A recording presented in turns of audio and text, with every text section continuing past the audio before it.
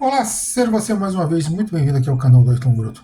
Pessoal, antes de entrarmos aqui no nosso vídeo e falarmos sobre essa primeira negociação direta entre Rússia e Ucrânia na Turquia, que retomam as conversas após uns 3 anos de conflito, se inscreva no nosso canal, deixe seu like, assine o sininho e compartilhe nosso vídeo em suas redes sociais e com seus amigos.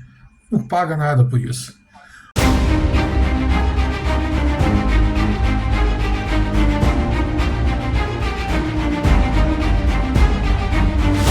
Vamos lá, pessoal. Após cerca de 3 anos desde a última reunião entre os russos e ucranianos na Turquia, os lados beligerantes voltaram a se encontrar. Mais uma vez, os turcos agiram como mediadores na busca por um entendimento entre eles. E quando falamos de mediadores, falamos de facilitar o encontro, de dar segurança aos grupos negociadores, de dar suporte para que as conversas tenham andamento de forma a chegar a um termo acordado entre os dois lados, sem pressão, sem interferências diretas externas. Outro ponto que precisamos entender é que quando se fala em conversas sem pré-condições, que foi o que o Putin propôs, isso não significa que os lados não tenham objetivos e interesse em serem discutidos. Eles não vão se encontrar e falar o que você quer, o que você quer, o cara faça nada e o outro também a mesma coisa. Não é isso. Cada um deles tem os seus interesses, tem os seus objetivos. Eles só não põem condições para o encontro. É isto. Um exemplo, os ucranianos não aceitavam conversar enquanto não houvesse um cessar-fogo de ao menos 30 dias. E eles abriram mão disso. Os russos não aceitavam conversar enquanto a NATO estivesse enviando armas. A NATO continua enviando armas e os russos abriram mão disso.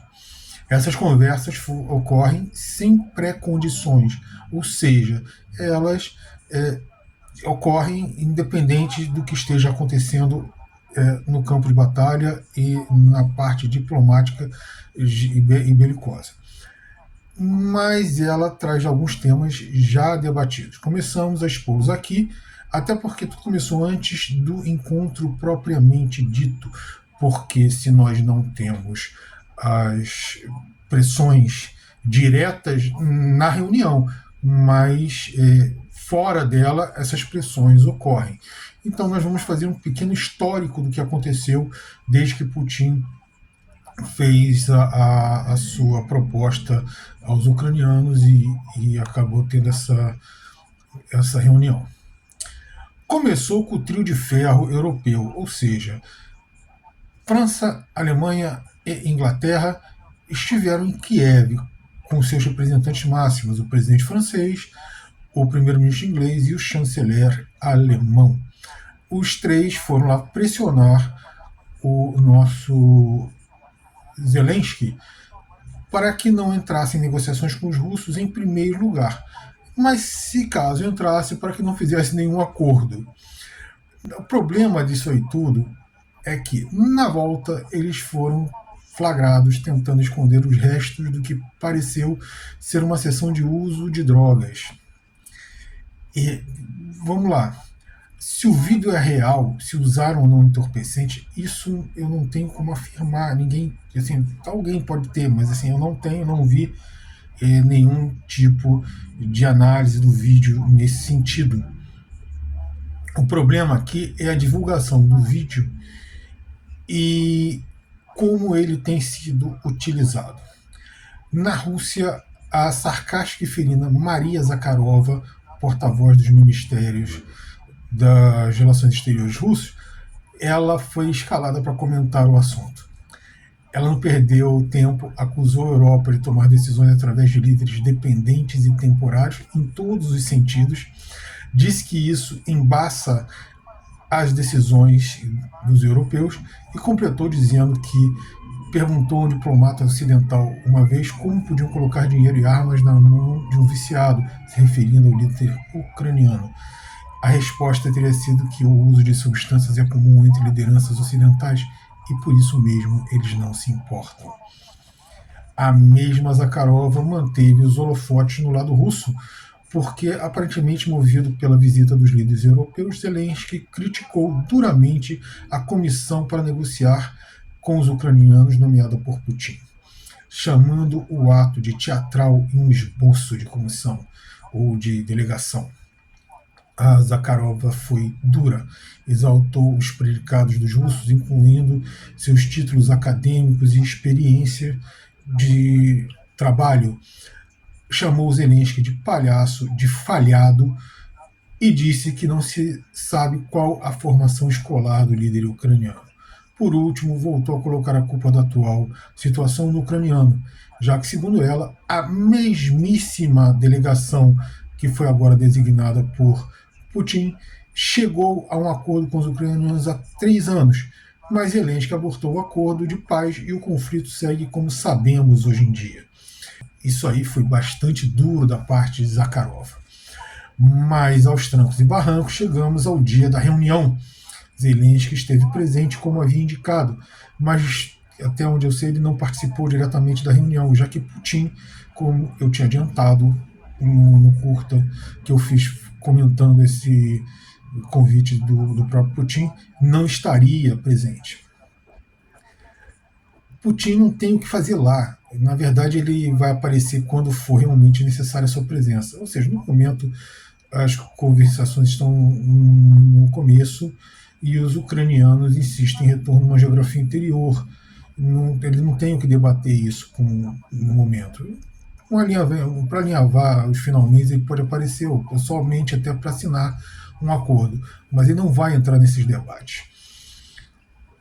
Então, nós vemos que os ucranianos começaram na mesma posição que eles já tinham antes. Eles querem um retorno à geografia anterior à fase atual do conflito, geografia política, ou seja, a definição das fronteiras, quando a Rússia ainda não tinha entrado diretamente no confronto, porque esse confronto ele vem desde 2014 entre as regiões e os ucranianos. A Rússia dava um apoio logístico, mas bem aquém, por exemplo, do que os europeus estão fazendo, os europeus e os ocidentais em conjunto têm feito aí com os ucranianos neste momento. E os russos étnicos em disputa ali. Então a Rússia entrou nesse conflito. Essa posição traz um desdobramento, essa posição da Ucrânia, que é a solicitação aos russos que deixem as regiões em disputa. Ou seja, eles querem que os russos saiam e que as fronteiras sejam restauradas antes da entrada dos russos diretamente no conflito. A resposta russa a isso é que as regiões foram formalmente incluídas na Federação Russa, através de plebiscito e aceito lá no parlamento russo, etc. Portanto, o invasor passou a ser a Ucrânia e solicita que os ucranianos deixem todo o território em disputa, ou seja, retirem suas tropas dos territórios em disputa. Esse impasse deverá permanecer por algum tempo e não havia o primeiro acordo negociado, já que os russos aceitaram deixar as regiões. Elas ainda não tinham sido incorporadas à sua federação, e a Ucrânia sairia do conflito com poucas perdas, a maioria política. Ou seja, se tivesse assinado aquele acordo, não teria tido perda territorial, apenas alguma decadência política em termos de controle das regiões que teriam um pouco mais de autonomia, como era previsto nos acordos de Minsk. Mesmo assim, os russos consideraram esse primeiro encontro satisfatório. Foi acertada uma troca de 1.000 prisioneiros de cada lado. Eu acho que foi o maior avanço do encontro no princípio.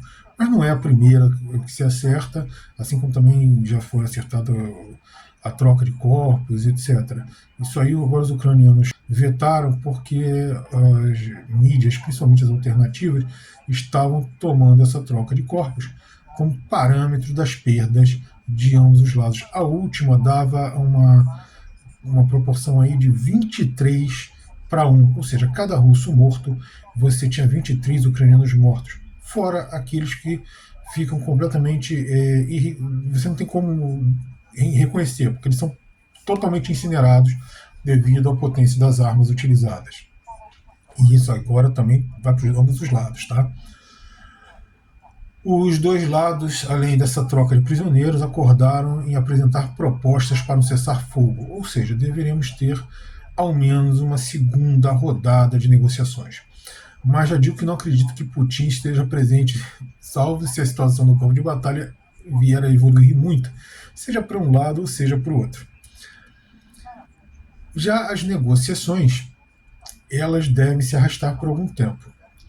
Se há 3 anos elas chegaram a um acordo relativamente rápido, agora nada indica que socorra, salvo se os ucranianos percam o apoio que recebem do Ocidente. Trump, ainda que tenha incentivado as negociações bilaterais, segue enviando armas à Ucrânia. Sim, tinha diminuído, ela nunca parou, e agora volta ao nível normal, incluindo assistência técnico e de inteligência. Os europeus, além de armas, seguem enviando dinheiro aos ucranianos. Só que os europeus parecem estar perdendo fôlego. Macron, após um ataque pesado dos russos, a posição que atingiu principalmente oficiais franceses que davam apoio e treinamento aos ucranianos, deu uma entrevista e indicou que os franceses estão no seu limite. Ou seja, eles já não têm mais como continuar auxiliando e enviando armas à Ucrânia, porque o que eles têm agora seria para garantir a própria defesa. Os ingleses, apesar de muito apoio de inteligência, já reduziram o envio de armas há algum tempo, por não tê-las mesmo. E mesmo que sigam enviando dinheiro, eles têm já bastante dificuldade, porque eles também estão com a condição financeira bem comprometida. Os únicos que seguem enviando e tentando manter o nível de apoio até o momento são os alemães. Eles até aumentaram não a quantidade exatamente de armas, mas a qualidade. Os italianos já tinham reduzido isso, tanto ajuda financeira quanto ajuda militar, há algum tempo. Por isso eu volto a repetir. Os ucranianos ainda têm fôlego, mas ele tende a diminuir à medida que a ajuda ocidental também diminua. Em relação ao recrutamento, os ucranianos têm apresentado imensa dificuldade. As redes sociais fervilham de vídeos de homens sendo raptados nas ruas para serem enviados aos campos de batalha. Ao mesmo tempo, já vemos a reação de civis contra essas arbitrariedades, principalmente por parte de mulheres e homens mais velhos, e também tornam-se comuns os resgates desses sequestrados por grupos de transeuntes. Não que eles invadam instalações, nada, mas ali na própria hora do resgate tem um monte de gente ali e eles se reúnem espontaneamente e resgatam, retiram inclusive de dentro de viaturas esses ucranianos que têm sido sequestrados nas ruas. Por isso eu volto a repetir o que eu falei naquele meu vídeo curto que eu soltei, se eu não me engano, ontem. O Putin aumenta a pressão no campo de batalha para encontrar a paz. E eu agora falei que também queria explicar melhor isso hoje. A paz ela será encontrada ao se exaurir a capacidade ocidental de apoiar os ucranianos, as próprias capacidades ucranianas de se armar, incluindo a capacidade de conseguir soldados para lutarem por sua causa. Ao exaurir essas capacidades econômicas dos ucranianos, também como as capacidades europeias, que já estão bastante debilitadas. A Alemanha apresenta uma crise econômica séria, a Inglaterra, o Reino Unido, já tem algum tempo que também apresenta uma crise econômica séria. Ela já vinha acontecendo devido à saída da União Europeia e ela se acentuou agora. A França também já entra, que ela resistiu por mais tempo, mas ela também já entra numa crise econômica importante. Então, assim, eles já tinham problemas para enviar armas, agora vão ter mais problemas ainda, porque eles mesmos já estão em crise. Essa crise vem se acentuando, de certa forma, devagar. A população não sente todos os efeitos ainda de uma crise profunda, mas ela vem se acentuando e a tendência é aumentar ainda mais, porque os europeus, principalmente através da União Europeia, Bruxelas, vem tentando, forçando, pressionando por aumento de sanções, por aumento de conflito com os russos. Então, o problema aqui é que os russos estão conseguindo tudo isso no campo de batalha. poderia ter sido na conversa, na diplomacia, mas os ucranianos optaram por buscar enfrentar os russos no campo de batalha, movidos ali pelo canto da sereia europeia. E agora eles estão muito próximos de perderem. Não perderam ainda. Assim, é quase impossível eles recuperarem as áreas que os russos ocupam, mas assim, não está totalmente perdido ainda. Mas a tendência é que percam. As negociações tendem a expressar esta condição. E esta condição vai estar cada vez mais favorável aos russos, quanto mais as condições de luta dos ucranianos e de apoio do Ocidente esteja comprometida. Então é isso, pessoal. A situação deve se arrastar por mais alguns meses, salvo alterações muito intensas nas relações do campo de batalha, a vitória tende a ser russa. Os russos poderão impor suas condições e elas não mudaram desde o início do conflito, apenas intensificaram justamente devido ao conflito. Paramos por aqui. Muito obrigado pela presença de todos vocês aqui no canal. Não deixe de dizer aqui o que você acha sobre essas negociações, se elas vão se estender muito, se não vão, se os russos vão impor realmente todas as condições que eles queriam, se elas vão chegar a um bom termo, ou seja, encontrar a paz. E até o nosso próximo vídeo, pessoal.